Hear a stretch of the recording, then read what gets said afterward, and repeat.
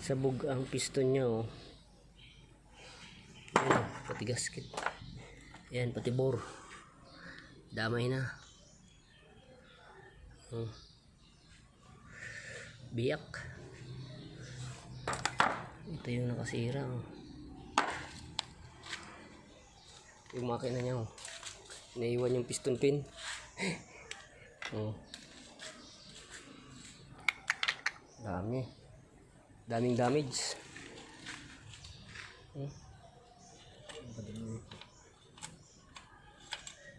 Naglalak pre. Babaklasin talaga to. Overhaul talaga yan. Hindi naman dahil tatanggalin itong connecting rod. Bingkong pre ang connecting rod, oh. Baluktot na, oh. Baluktot ang connecting rod. Grabing damage. Ganito pala yung tsura nitong Piaggio na to. Piaggio 230. Piaggio 230. Ito pala yung tsura nito.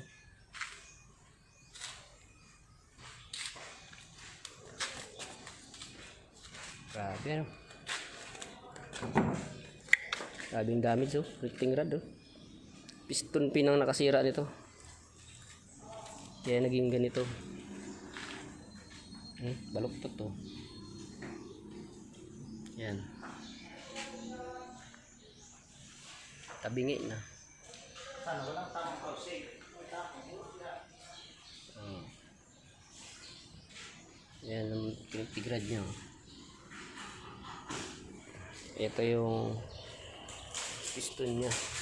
Dito to sa 230 Piaggio. Palitan to bore, piston, connecting rod. Papalitan lahat.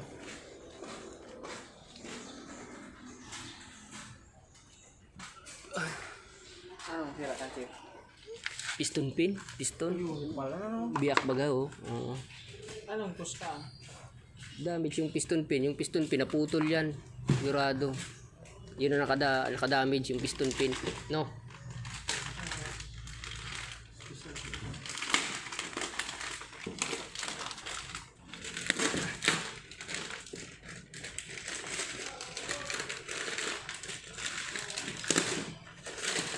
Itong balbulan nito, eh.